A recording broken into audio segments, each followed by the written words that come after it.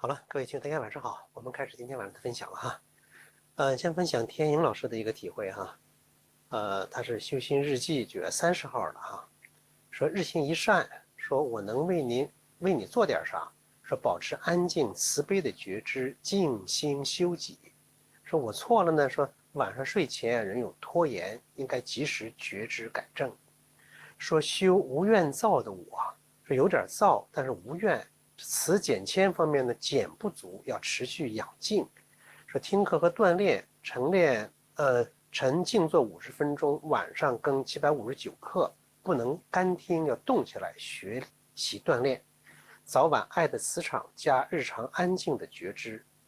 说听课和锻炼呀，体会9月30号体会上晨静坐。说停止头脑思维惯性活动，要停止这惯性。前面你讲了很多了，在思维的这个洪流之中啊，意识洪流植入正念导航。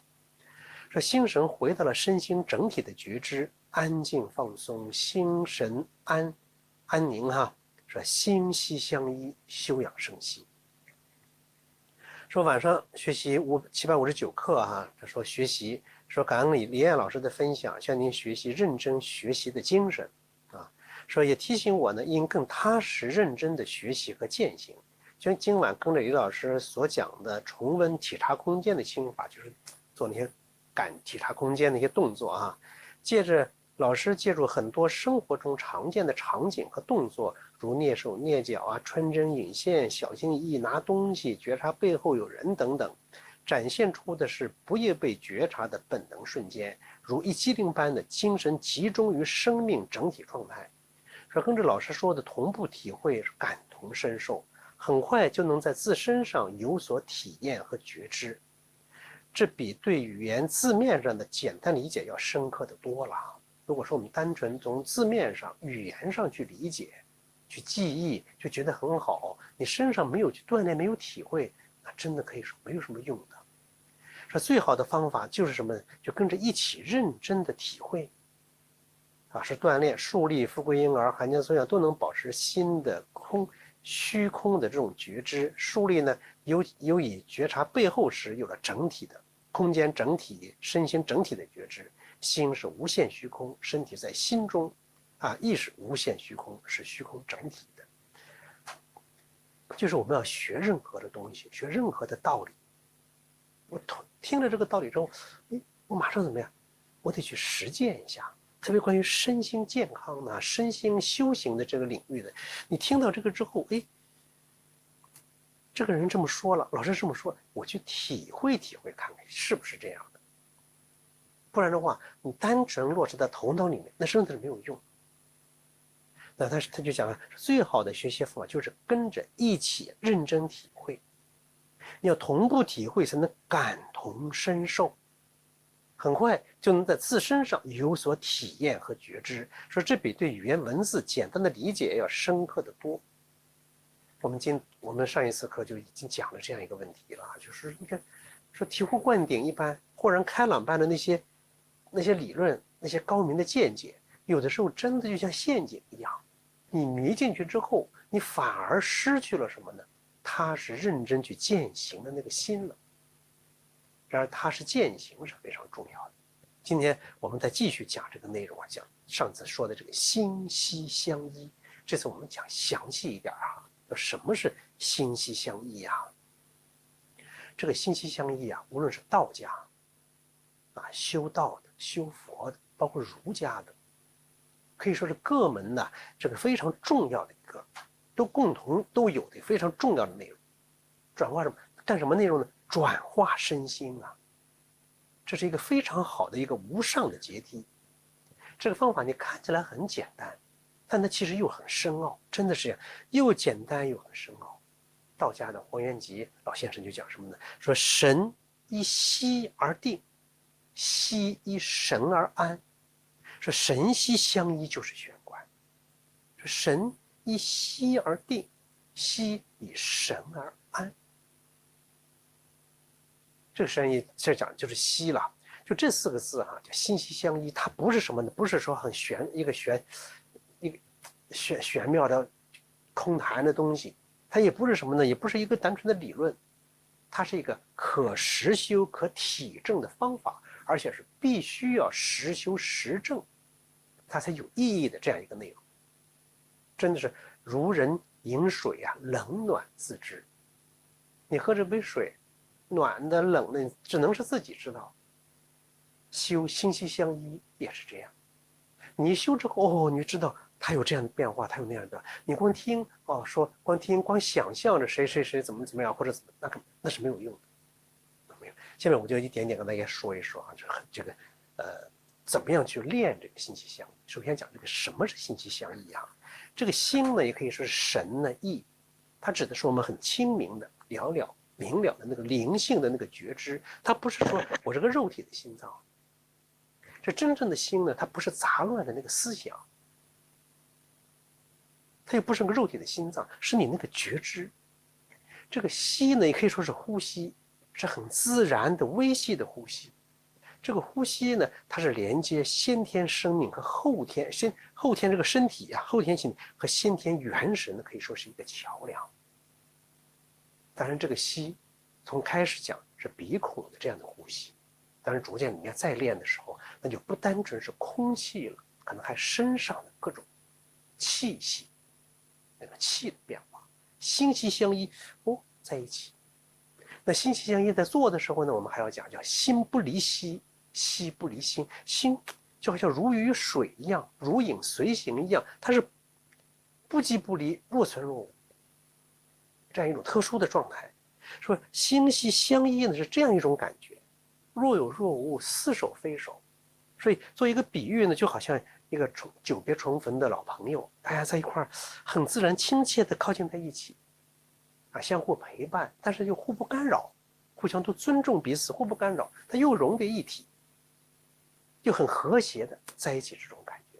就像上一次我在课中讲的，站桩的时候说是男孩女孩相爱，但互相相爱，心里都有对方，可是呢，互相不干扰，不去控制对方，就是这种类似这么种感，只能说是类似这么种感觉啊，就是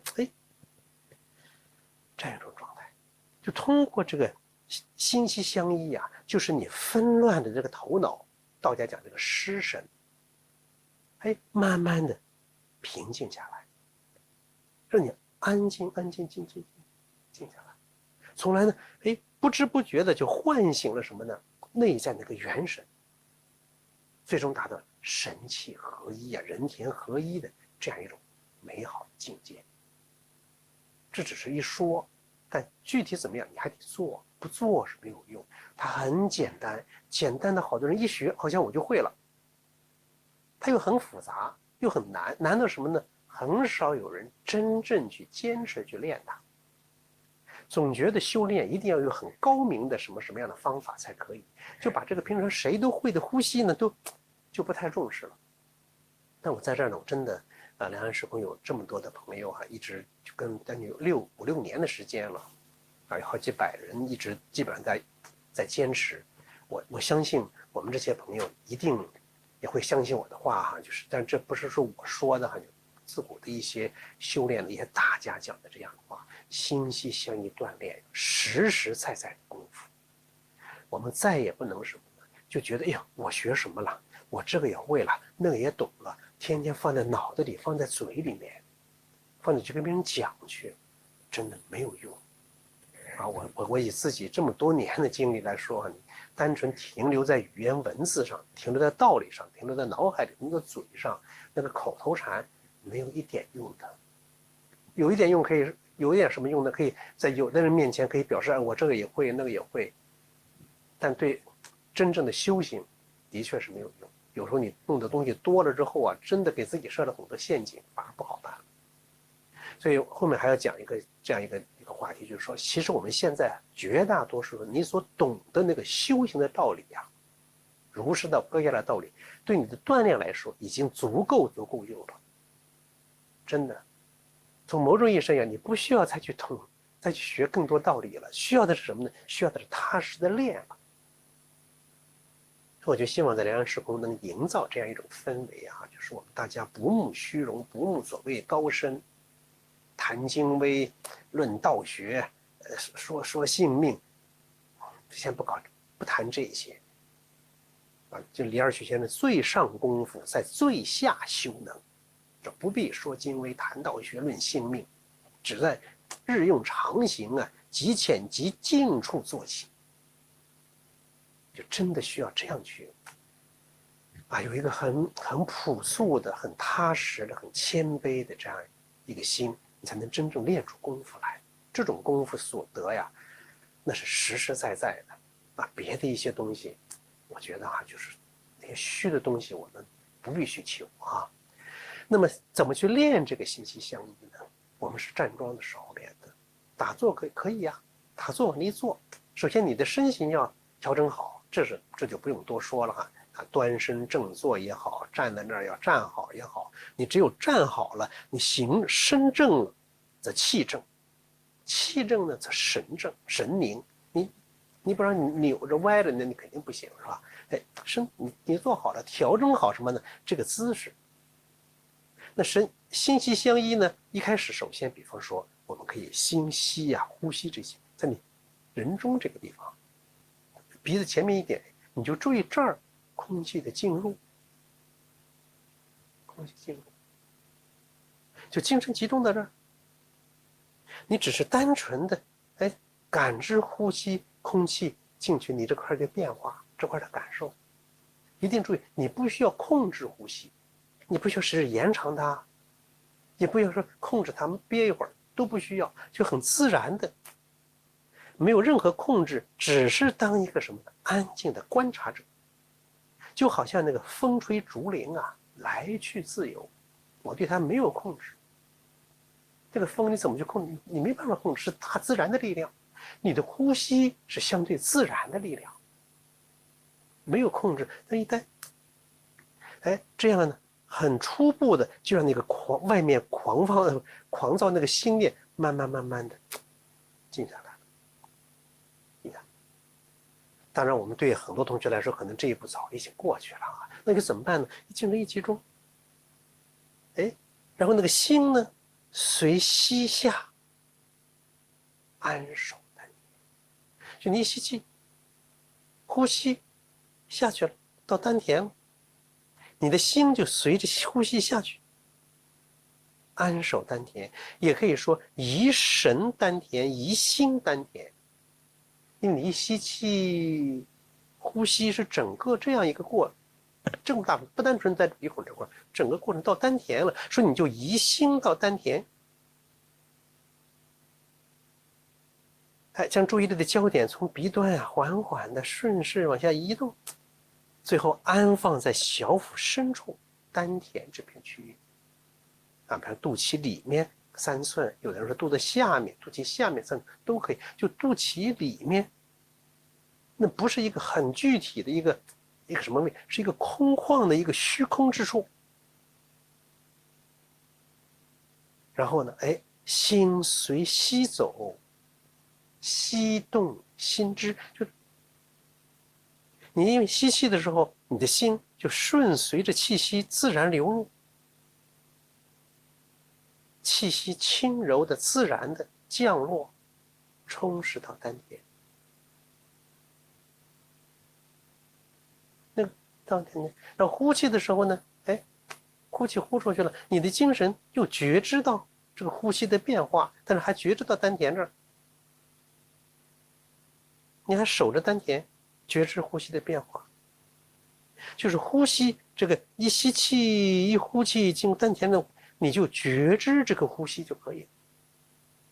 一吸气，觉知气进来了；一呼气，我在呼气；一吸气，觉知气到丹田了；一呼气，你还注意丹田，但是你又觉知到，就整个呼吸这样一个过程。这叫心息相依。那原则刚才其实也讲了，就是勿忘勿助。你既不能忘了，心跑到别的地方去了，你又不能什么，不能助，不能去想，我快一点吧，我慢一点吧，我使劲让肚子鼓起来吧，不需要，是完全借助什么呢？自然呼吸的力量，意念很轻，如清风拂面，似有似无，完全借助什么自然的那个呼吸力量。你跟随自然的呼吸力量，才能练出自然的生命的那种状态。所以你头脑这个时候，你只要一动，你就是后天那个心就来了。头脑不去动，只是观察，只是觉知。哎，这样做，这样做，慢慢，那后天的心就慢慢落下来了。哎，就这样去做。过去有一种比喻说，比喻像什么？说你的心神就像一位慈母，静静坐在丹田这个家里，呼吸如同孩子一样。每次出入，这个母亲就知道，哦，孩子出去了，孩子进来了，但是不去过多的紧张干涉，就心不去扰动那个心，只是安静在家守着，叫心住丹田。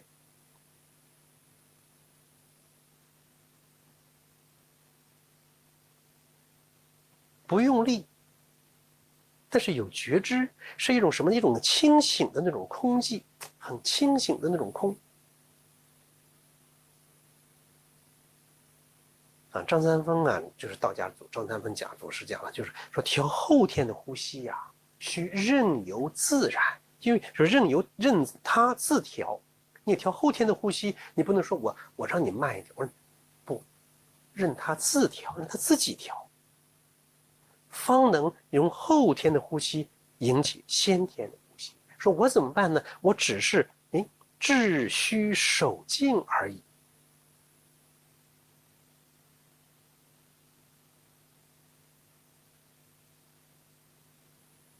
呼吸的一出一入，我知道，我在呼入，我在呼出，就够了。当然，你脑袋里不用想说我在说，我不用出这个词儿，你就觉知到这个过程就行了。逐渐的呀，当然以后就有很多变化了。心息相依，最后什么呢？把呼吸好像也忘了，那个心好像也忘了，你真的能到这种状态。前不久带有同学练这个内容的时候，有同学一下子很快就进入这种状态了，都忘了，好像忘掉了呼吸，好像也忘掉了心一样。当然，这以后我们再讲这样一个问题了啊。都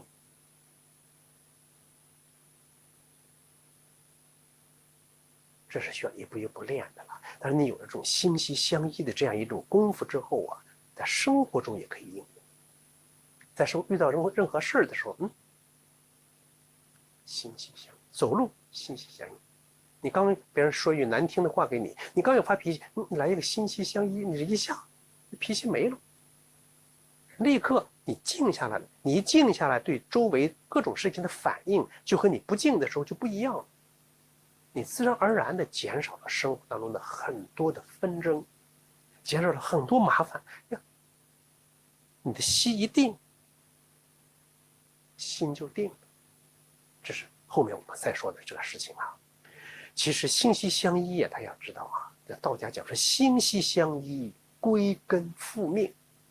其实所有的一切都在复命，说归根曰静，静曰复命，要复归到生命本真本源的那个地方。所以你在这个过程当中，身体会起很多的反应，这些反应就是你回家的路上的各种情景、各种风景，你知道就好，不要迷恋。就你在做这个心息相依锻炼的时候，身上有各种反应，出现的各种反应都不要管它，你只是觉知着自己的呼吸。大家注意哈，说心息相依，说心要依着呼吸，和心息是相依的，是不是练呼吸呀？当然，它也练呼吸。然而，真正的这个心息相依，它不是练呼吸。就你一吸气，一呼气，那个心就觉知呼吸，觉知呼吸，觉知呼吸。慢慢你就知道，突然会知道呀，能觉知呼吸的那个自己，慢慢的就明显了。而平常头脑中那个我就慢慢就没有了。一觉知，哦，是在呼吸中练那个调息的过程中，去找回那个能知的自己，或者找回那个真正的自己。吸气，知道我在吸；呼气，我知道我在呼。你停顿的时候，比方说你呼吸很自然，一吸气很自然的停，然后再呼。你停的时候，我在等，就对整个这个过程，对整个呼吸的过程了了分明，很清晰，清晰清晰。哦，你就发现那个觉知呼吸的那个自己的存在，就往自己本源上走了。所以这个调息心息相依，它不是在说这是练呼吸，不是这样。当然，它也练呼吸，更重要是练那个心。通过对呼吸这个息的这个觉知，你那个觉知越来越清晰了。这个觉知越来越什么呢？从后天的头脑当中，从别的一些事情当中，给它越抽出来了。我们还要讲的内容叫抽，其实前面讲叫抽身而出。从日常纷繁复杂的各种各样的事情当中，平常我们自己迷到那些事情上去了嘛？现在怎么办呢？什么都不想，就只是呼吸，只是呼吸，只是呼吸。哎，跟呼吸越来越紧密，越会心息相依，哎，就从别的事情上突抽出来了。我说抽出来是什么？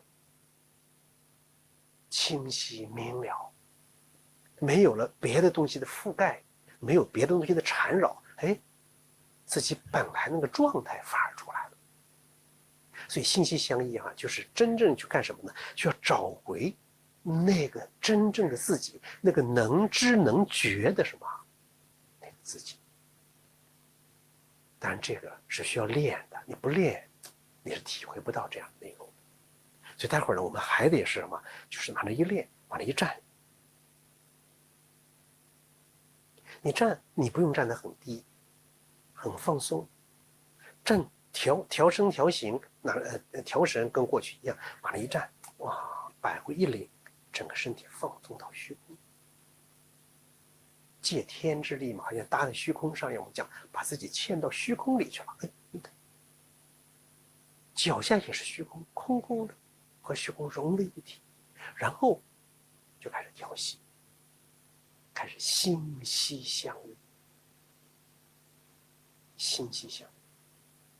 你心息相依，我们过去经常讲是神返身中气所归，那个心回到了丹田，回到你的呼吸上了，那就回到了最根本的生命活动上了。根本的生命活动就是呼吸呀。我记得上一次我们锻炼的时候还讲这样一个问题：你头脑中没有这个道理，你能活着；道理都不懂都可以活着，可是你没有呼吸，你就不能活着。是你天天守在那个道理上，那个道理和你的生命活动没有多大关系，而呼吸和你的生命活动是太有关系。没有呼吸就没有生命，生命就在一呼一吸之间，但生命不在你的脑海里。这个道理你懂，你能活着；不懂也能活着。它跟你生命活动没有直接的关系，但呼吸不然。所以我们要把觉知觉知放在对我生命活动最重要的这个呼吸上，而不要天天想，这个人怎么说了，那个什么什么道理，我这个也懂，那个也懂。你放在那上面那些东西不是你的生命活动。我说你清楚这意思没有啊？并不是说我们不学理论，我们要学理论，但是你不能天天迷到那上面之后，而忽略了你最根本的生命活动的这个锻炼与觉知。生命就在一呼一吸之间，我们为什么不去关注这个呼吸呢？是吧？好了，那我们现在就开始在练我们这个心息相依哈。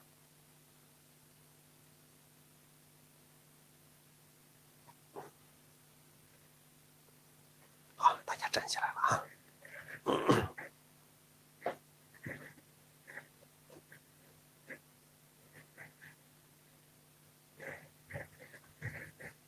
好，放松。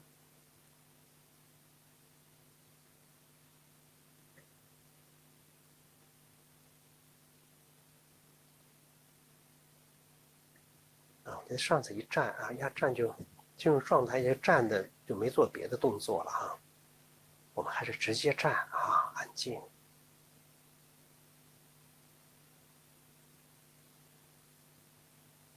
就你站在这儿的时候，你就注意自己的呼吸。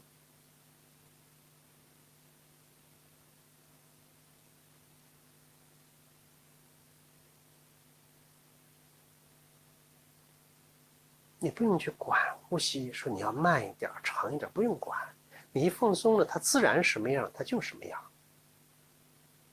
哎，它自然而然的，它自己会变长，自己变细，那它自己的事儿，你不用主动的去多去管它啊。当然，除了你专门的呼吸锻炼，那另外一回事啊。我们现在就是很自然的。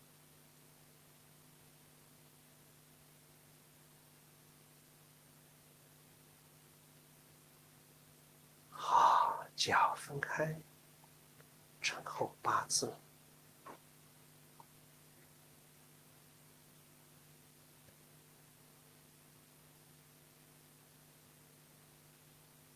注意百会向上一领，整个身体啊，放松，放松到虚空中，脚下没那么力量，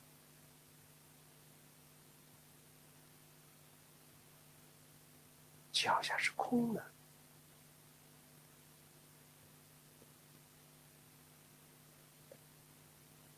手慢慢的上抬，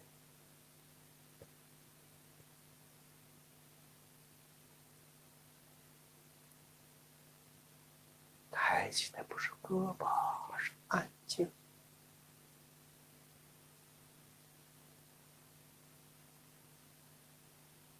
放松不是下沉，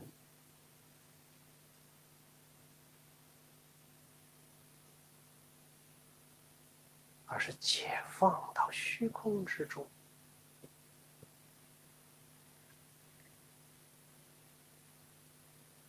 然后身体微下蹲，微下蹲就够了，不必要是蹲得很低。关键是安静。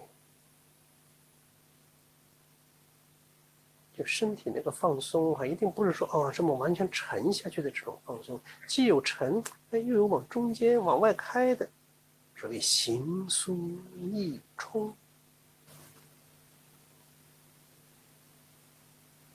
放松到虚空之中。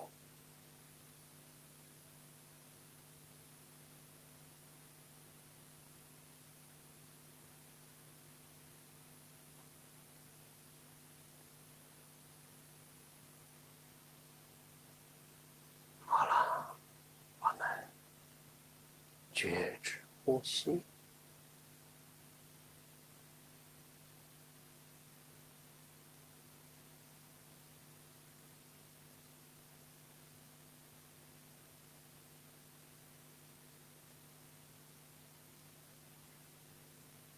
鼻孔，鼻子前面一点，人中附近，气息的出入。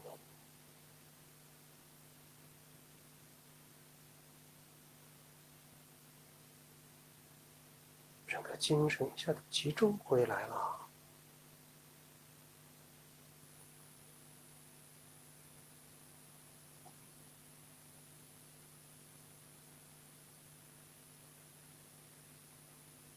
你放松的时候我相信绝大多数同学很放松的时候，自然的一吸气一呼气，一吸气很自然的就吸到丹田了，下丹田也好，中丹田也好，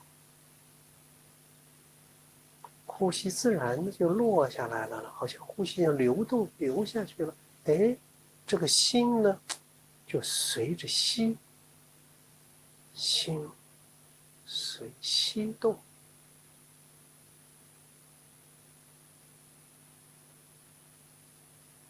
流入丹田，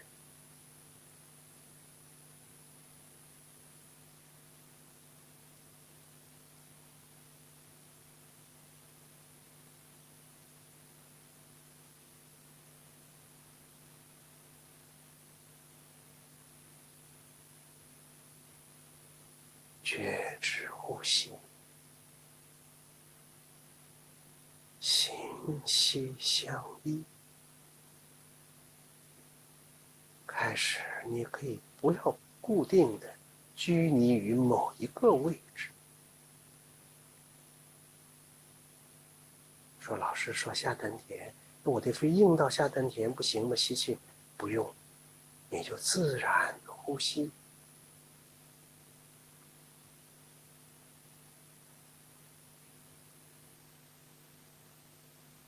长短粗细都可以，就是自然。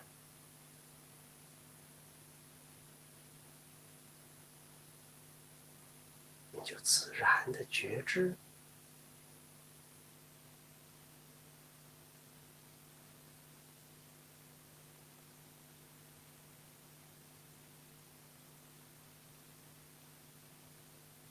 当你自然的觉知呼吸，心息相依之后，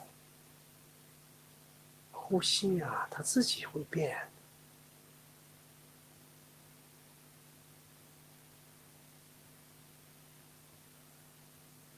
会变柔和细腻。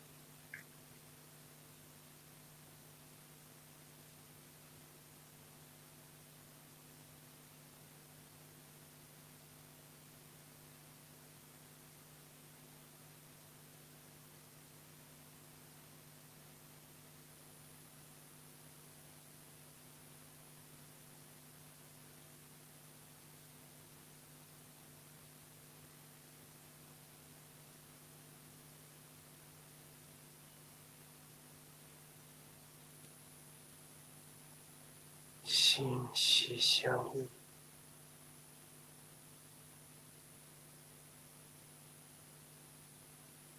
不控制呼吸。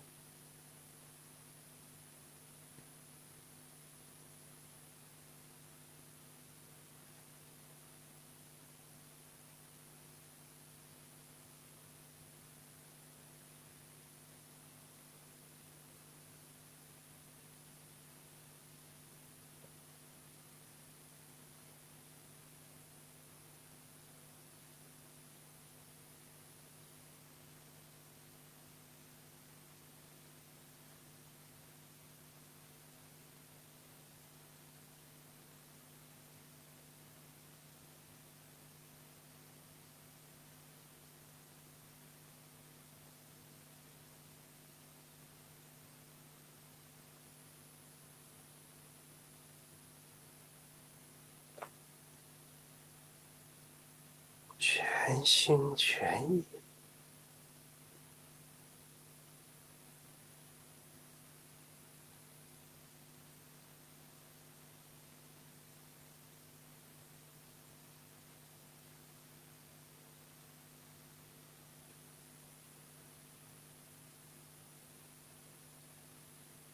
全部的觉知在呼吸上，在最重要的那个生命活动上。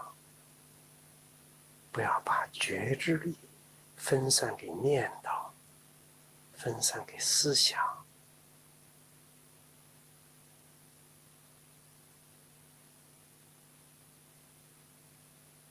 那是和此时此刻的生命没有关系的东西。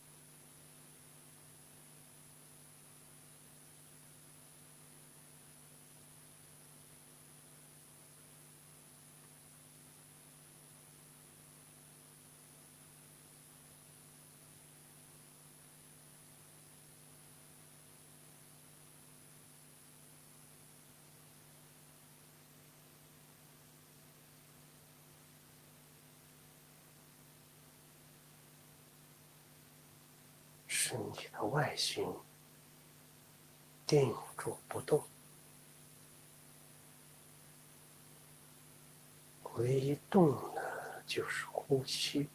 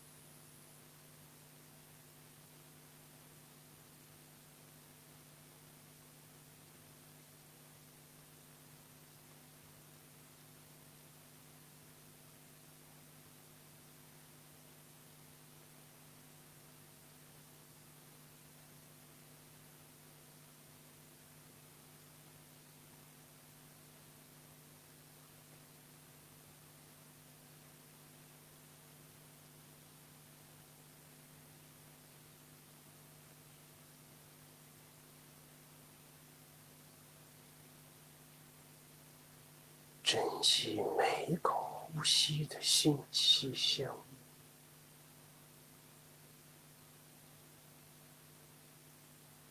每一口呼吸的心息相依，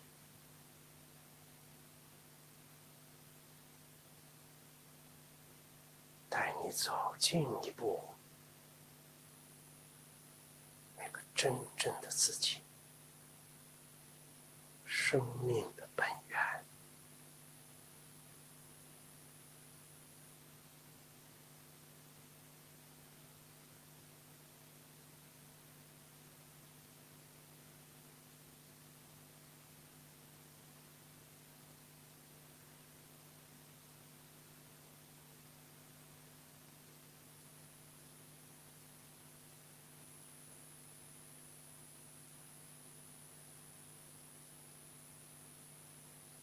每一次呼吸的心息相依，就带着你离家更近了一步。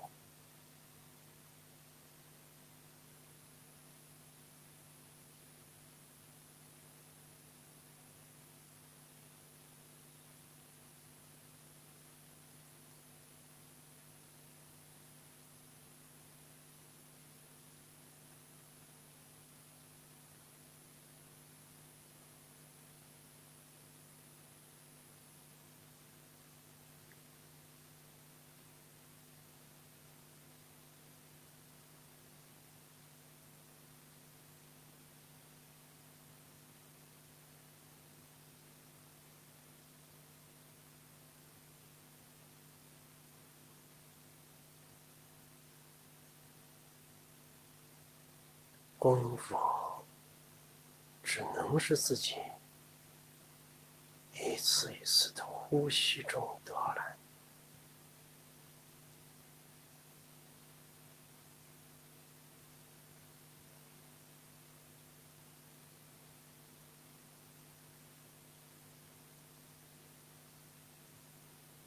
在一次一次心息相依的呼吸中，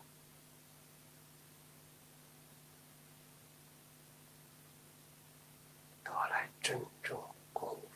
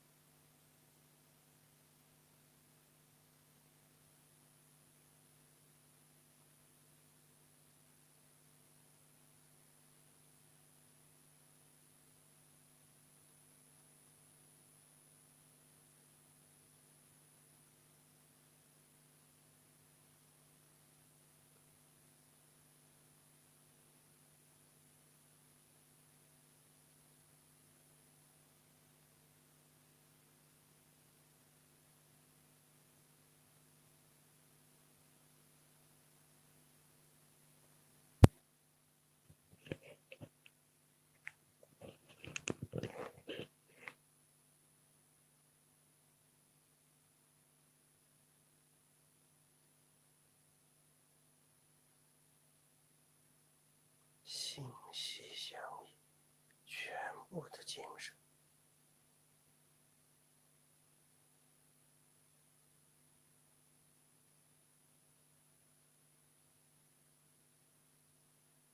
全心全意。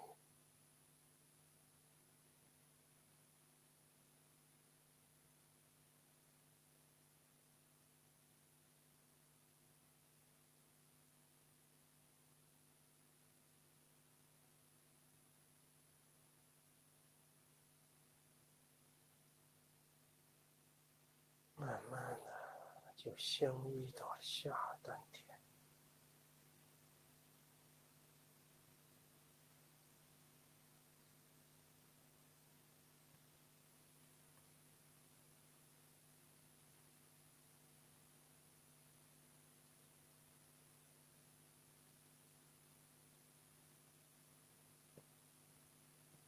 或者不一定是下丹田。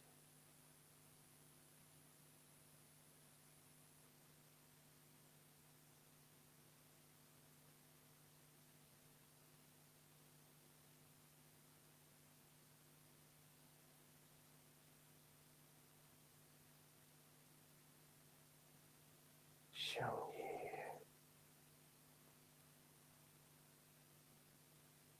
空空的窍穴。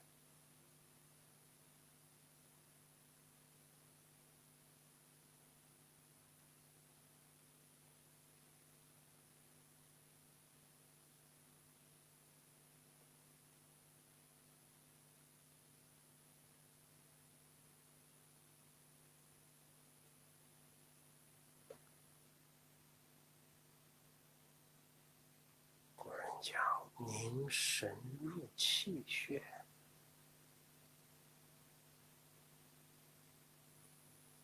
精神相依道，身心须相依道。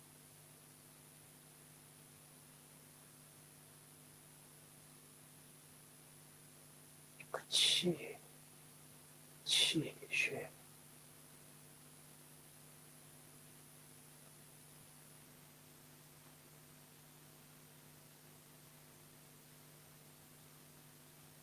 虚的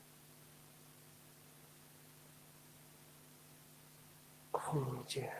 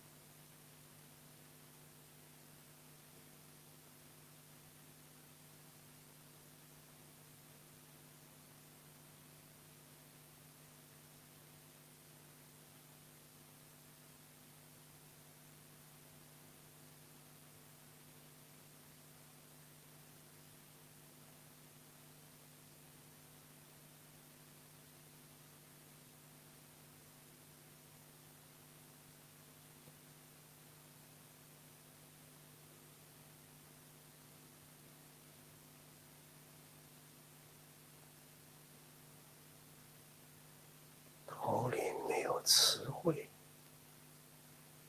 没有句子，更没有故事。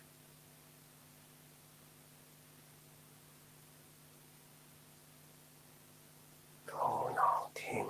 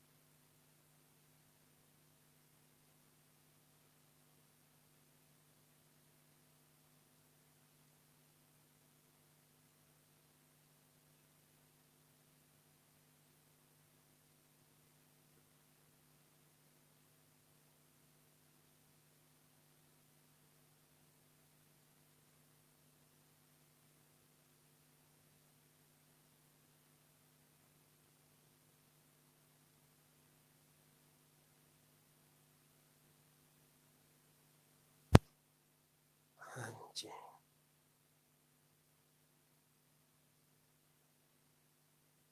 安静。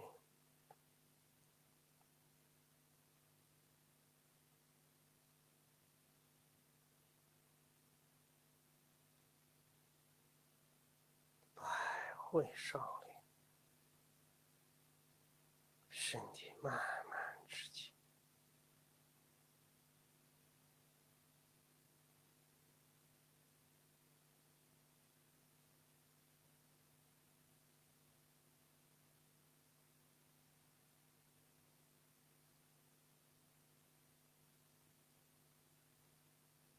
心气相应，脚慢慢合拢，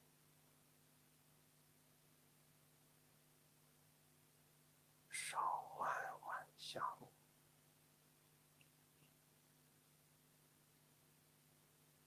重叠在肚脐上。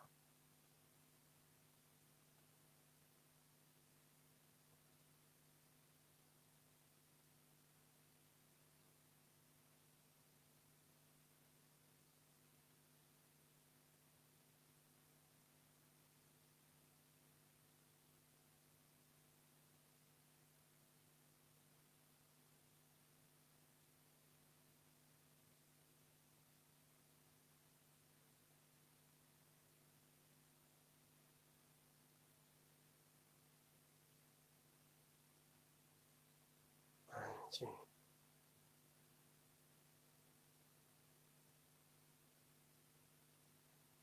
两手分开，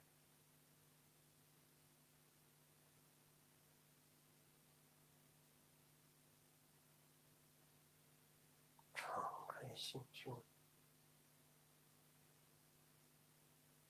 张开怀抱，可心啊，和整个天地虚空的气息相应，无限的空间。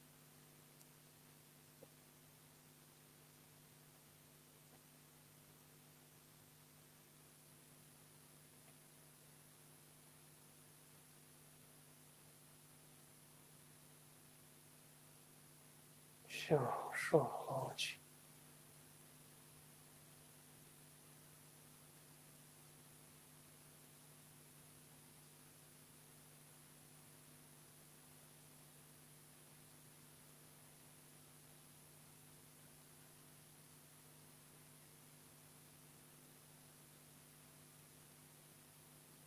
齐平。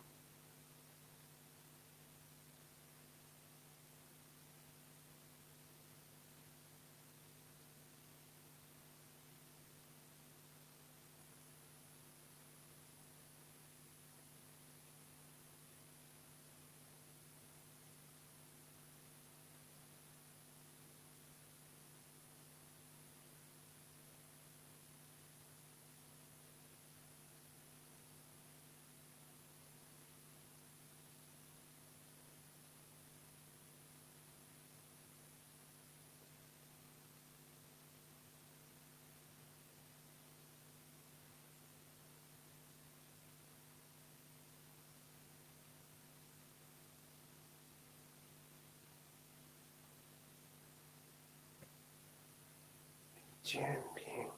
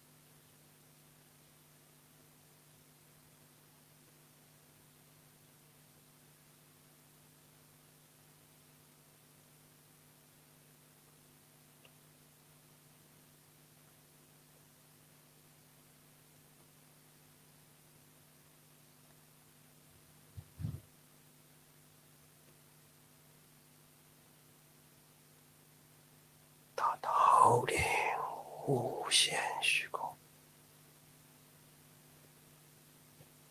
安静。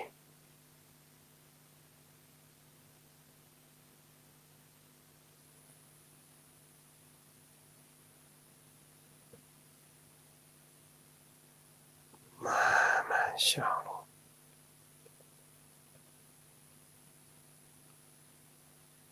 心和虚空中那个无限的、无限精微的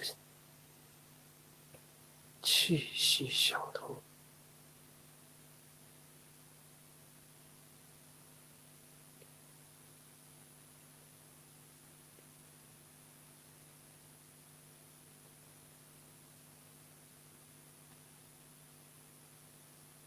经额头，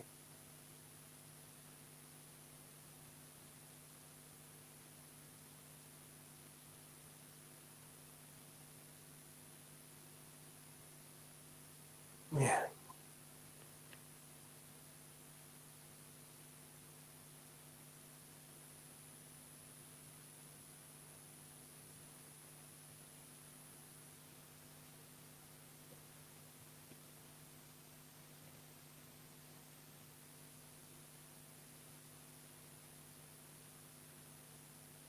胸，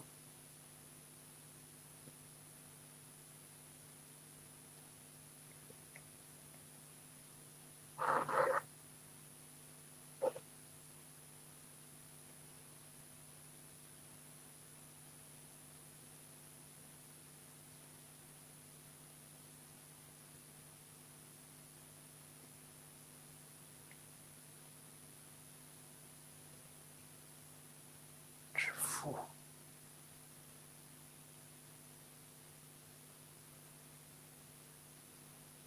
小腹，双膝软，腹归阴。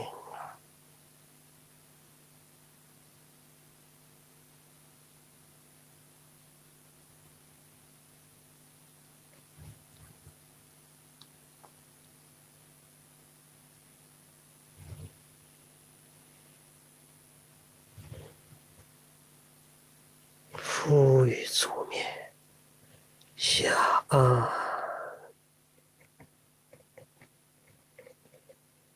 上提，下颚，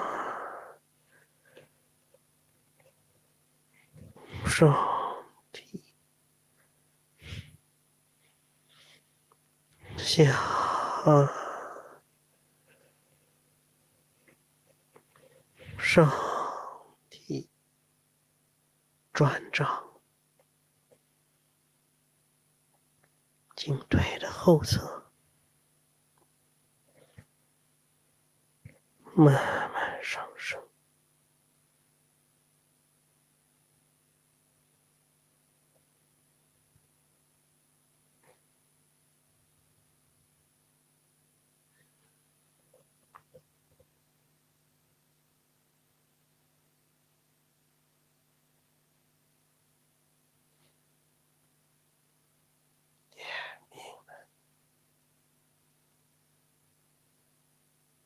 手向前，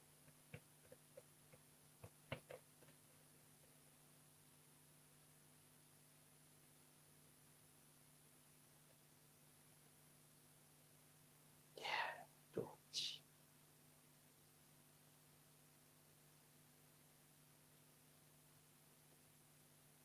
放松下肢，注意腹归婴儿。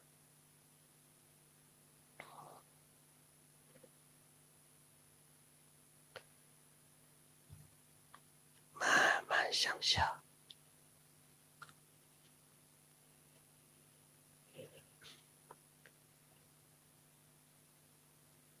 两手敷于足面，下颚，上提，下颚，上提，下上里转掌，颈椎的后侧慢慢向上。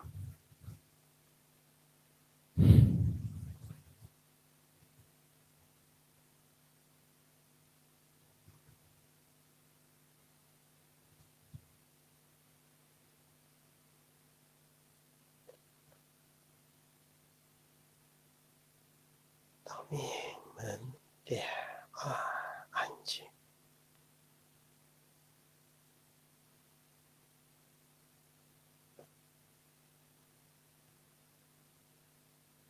手慢慢向前，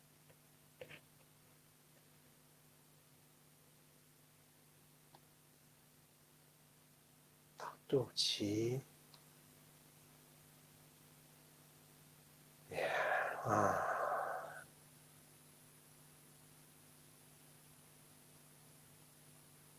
两手重叠在肚脐上，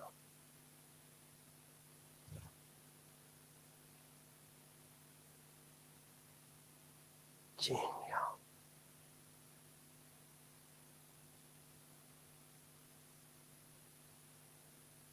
心息相依。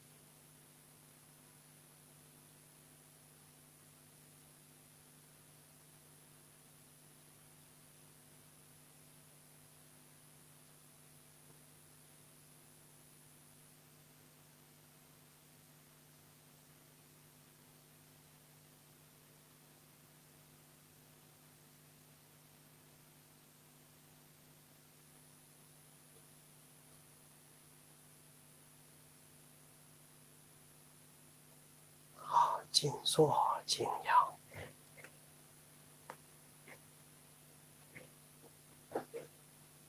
安静。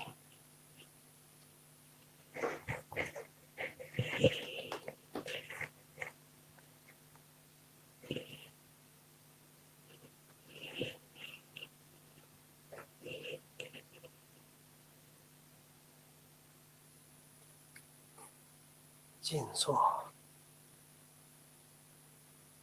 心息相依。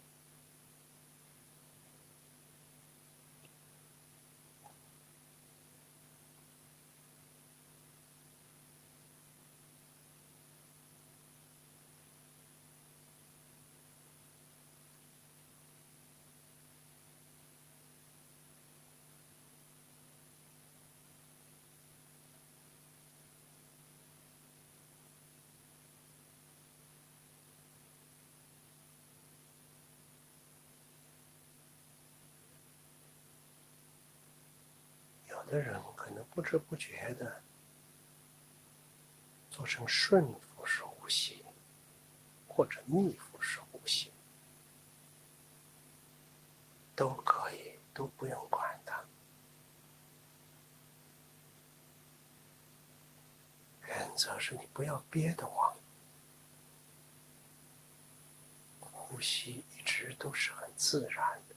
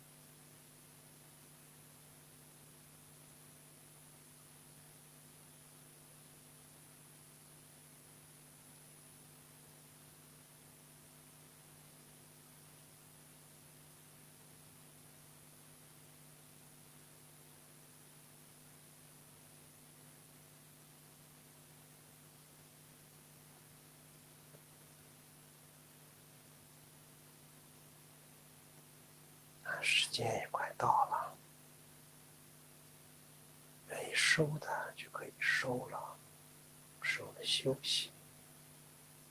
愿意做的再多做一点。